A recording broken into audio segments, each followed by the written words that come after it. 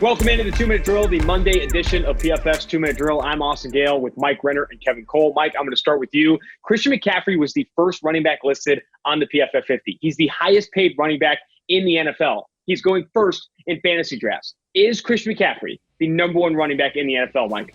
No, in my opinion, he is not. And it's because I don't think he's dynamic enough with the ball in his hands. A great receiver, good running back in his own right, but I think Nick Chubb, the Cleveland Browns, is the single most dynamic, single most productive guy with the ball in his hands in the NFL. The grades bear that out. 87.4 overall grade as a rookie, 88.7 this past season, the highest rushing grade of any running back in the NFL. 5.0 yards per carry, plus both of those years behind an offensive line that got, people didn't think it was a great pass blocking offensive line. It wasn't a great run blocking offensive line either, but he was still productive. I think it's Nick Chubb. I think, Mike, you're taking running part of the equation a little too seriously here in running back. I want a guy who can do it all. I want Christian McCaffrey. He can do it all. The only guy I would say who's close to him is someone like Saquon Barkley, but Barkley just hasn't been as consistent, hasn't been as dominant, hasn't been the focal point of the offense in the same sort of way that we've seen from Christian McCaffrey. So if we're talking about a running back who can really add that sort of value, I think it's McCaffrey, and then it's a pretty big gap before we get to anyone else.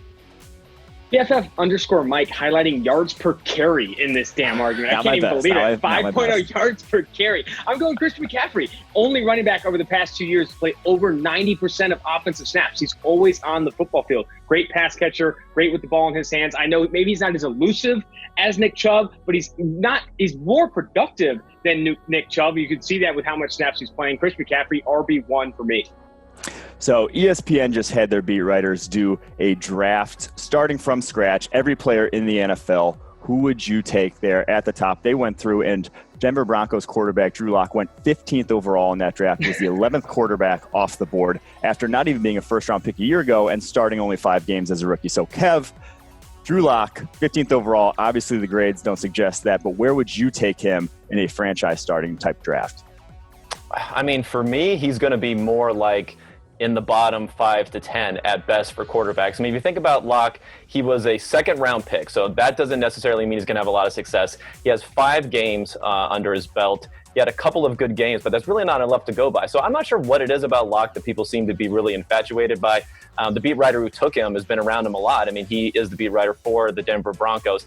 But I think for Locke, he's really going to be near the end, and I'd probably even prefer most of the quarterbacks that came out this year, at least the first rounders, over Locke. So it's really tough for me to give him that despite the young age and despite the tools that he has. I think George Chahuri, PFF_George, said it best. Drew Lock's mom doesn't take him 15th overall in that draft. It's kind of absurd that he went that high. Obviously, the Denver Broncos beat reporter is super confident in Drew Lock's ability. Some of the off-field must be super supportive of that. However, look at this past year, under 60.0 overall grade. Even at Missouri, his grade improved every year of his career, but he never topped 90.0. I don't like what the grading profile says about Drew Lock, and it's just too small of a sample size to feel that confident. Ahead of Kyler Murray, Kyler Murray has way better tools and is way better position to outperform Drew Lock. I would not take him at 15. I don't think I'd take him in the top 25, top 30.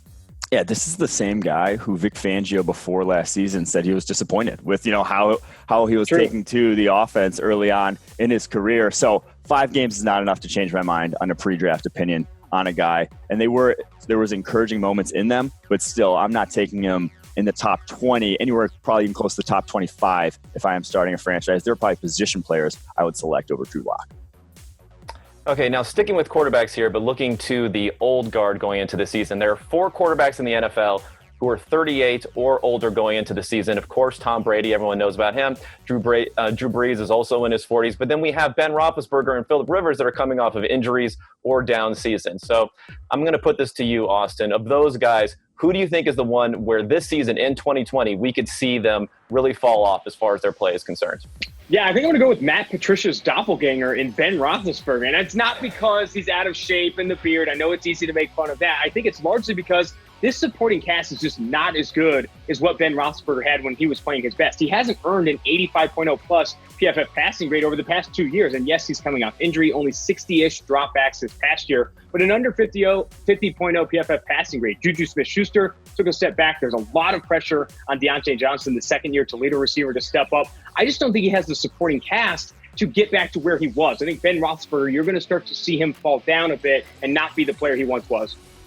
To me, I think it's Phillip Rivers over there in Indianapolis. Only signed a 1-year deal, and it's because it already kind of started to fall off for him last year. 87.4 passing grade in 2018. That dropped to 73.6 this past season. And the problem is when you're at that age and you have an arm with as much of a noodle as Phillip Rivers is right now, you have no room for error. And if that sort of, if it goes, it's going to go quickly with Phillip Rivers. You guys are taking the young guys. I'm just going to play the odds here, and I'm going to take the oldest one here, Tom Brady, 43 years old. It's unprecedented sort of age. Now, I know he's, chugging water and housing avocados all day long, but I just don't know how much longer this can possibly last. I mean, it seems inconceivable that, he could fall off and maybe Blaine Gabbert could get some time, but you would have said the same thing about Peyton Manning before in his career. He has shown some signs of aging, too. He was down last year. Sure, he didn't have the supporting cast, but even by our grading, he fell off from being near the top to being more of a mid-range quarterback. So when you see that and you combine it with the age and you just think about everything else we've seen with the NFL, this may be finally the year that Tom Brady stops defying the odds. You want to get rid of me and get back to more great PFF YouTube content? All you have to do is push that button right there and subscribe. Thanks for watching.